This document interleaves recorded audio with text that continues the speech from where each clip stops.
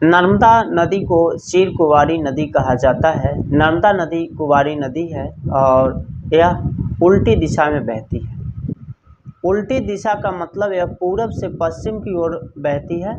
सभी नदियाँ जो बंगाल की खाड़ी में आकर गिरती है, लेकिन नर्मदा जी ही एक ऐसी अकेली नदी है जो अरब सागर में जाकर गिरती है, खंभात की खाड़ी में गिरती है। इसके पीछे कई कथाएं हैं। नर्मदा जी के उत्पत्ति की भी कई कथाएं हैं। आइए सबसे पहली कथा आपको बताते हैं। कथा है कि नर्मदा जी का जन्म राजा मैखल के यहाँ हुआ और नर्मदा जी जब बड़ी हो गई तो राजा मैखल को अपनी पुत्री के विवाह की चिंता हुई। राजा मैखल ने यह शर्त रखी, पूरे राज्य में घोषणा करवा दी कि जो गुलबकावली का पुष्प लेकर आएगा उसी से वो अपनी पुत्री नर्मदा का विवाह करेगा। कोई भी राजकुमार गुलबकावली का पुष्प लाने में समर्थ नहीं हुआ, इस शर्त को पूरा नहीं कर पाया। तब राजा के मन में चिंता हुई, लेकिन संजोगवश एक नद जिसका नाम सोनभद्र था वह गुलबकावली का पुष्प लेकर राजा मैखल के पास आया। राजा मैखल सोनभद्र को देखकर अति प्रसन्न हुआ, क्योंकि उसने राजकुमारी के विवाह की जो शर्त थी उसको पूरा किया था। राजा मैखल ने एक शुभ तिथि ब्राह्मणों को बुलाकर निर्धारित कर दी और विवाह की तिथि तय हो गई। जब विवाह की तिथि तय हो गई तब नर्मदा जी ने सोचा कि मेरे लिए जो लड़का ढूंढा गया है, जिस लड़का ने इस शर्त को पूरा किया है, ज़रा मैं उसे भी देख लूँ, उसे समझ लूँ कि वह दिखने में कैसा है, कहाँ रहता है। इसके लिए वो तो राजा मैखल से अपने पिता से कह नहीं सकती थी, इसलिए नर्मदा जी ने अपनी सहेली को बुलाया। सहेली का नाम जूहिला था। अब जूहिला को अपने पास बुलाया और नर्मदा जी ने कहा कि सखी, बात ऐसी है कि जो लड़का यानी जो वर है जिसने गुलबकावली के पुष्प को लाया है, शर्तों को पूरा किया है, तुम उसके पास जाओ और उसे देख कर आओ कि वो दिखने में कैसा है, कहाँ रहता है। अब जूहिला ने अपनी सखी नर्मदा जी से कहा कि जाने के लिए तो जा सकती हूँ, लेकिन पहली बार किसी मेहमान के पास जा रही हूँ। मेरे पास वस्त्र भी अच्छे नहीं है, इसलिए जाने में हिचकिचाहट है। नर्मदा जी ने कहा कि चिंता मत करो, मैं अपने वस्त्र तुम्हें देती हूँ, अपने आभूषण भी तुम्हें देती हूँ, तुम इन सबको पहनकर सोनभद्र के पास जाओ। जूहिला मान गई। अब जूहिला नर्मदा जी के वस्त्रों को पहन ली, उन नर्मदा जी के सारे आभूषण पहन ली और वह सोनभद्र के पास चली। अब सोनभद्र के पास जब गई तो सोनभद्र को लगा कि यह नर्मदा ही आ रही है। अब सोनभद्र ने सोचा कि शादी तो जो निर्धारित तिथि है उस पर करना ही है, लेकिन जब यह मेरे पास खुद चल कर आई है तो अभी भी परिणय सूत्र में बांधा जा सकता है। जूहिला ने वहाँ जाकर यह नहीं बताया कि वह नर्मदा है या जूहिला है।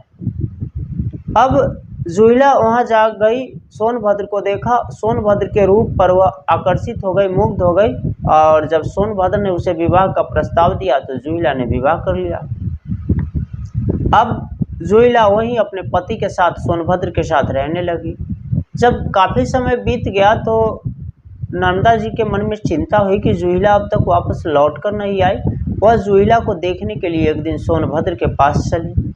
वहाँ जब नर्मदा जी पहुँची तो उन्होंने देखा कि जूहिला सोनभद्र के साथ बैठकर झूला झूल रहा है, उसके मांगों में सिंदूर है और सोनभद्र और जूहिला का व्यवहार पति पत्नी जैसा भाव है।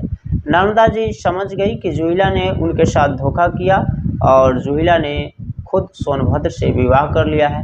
नर्मदा जी के आश्चर्य का भी ठिकाना नहीं रहा और उनके क्रोध का भी ठिकाना न रहा।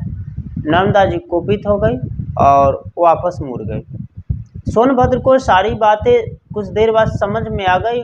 सोनभद्र नर्मदा जी के पीछे की ओर दौड़ा और पुकारने लगा, नर्मदा सुनो, नर्मदा सुनो। लेकिन नर्मदा जी ने बिना देर किए हुए बड़ी तेज़ी से वहाँ से निकल गई और कहते हैं कि नर्मदा जी को आना पूरब की ओर था, लेकिन नर्मदा जी पूरब से पश्चिम की ओर चली गई और उल्टी दिशा में चली गई और जाकर अरब सागर में गिरती है। अभी भी भौगोलिक स्थिति यही है।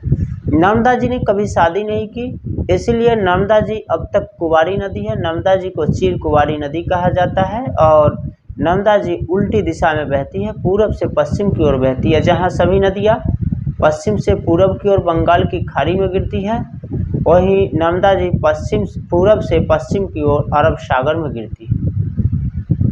नर्मदा जी के बारे में एक और प्रचलित कथा है कि भगवान शिव ने ऋक्ष पर्वत पर समाधि लगा ली अब समाधि लगा ली, ध्यान में मग्न हो गए। उनके शरीर से जो पसीना निकला उससे एक 12 वर्षीय कन्या प्रकट हुई।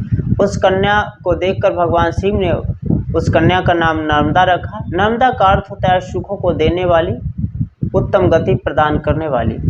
अब नर्मदा जी को भगवान शिव ने उत्पन्न किया था, इसलिए नर्मदा जी को शिव पुत्री भी कहा जाता है।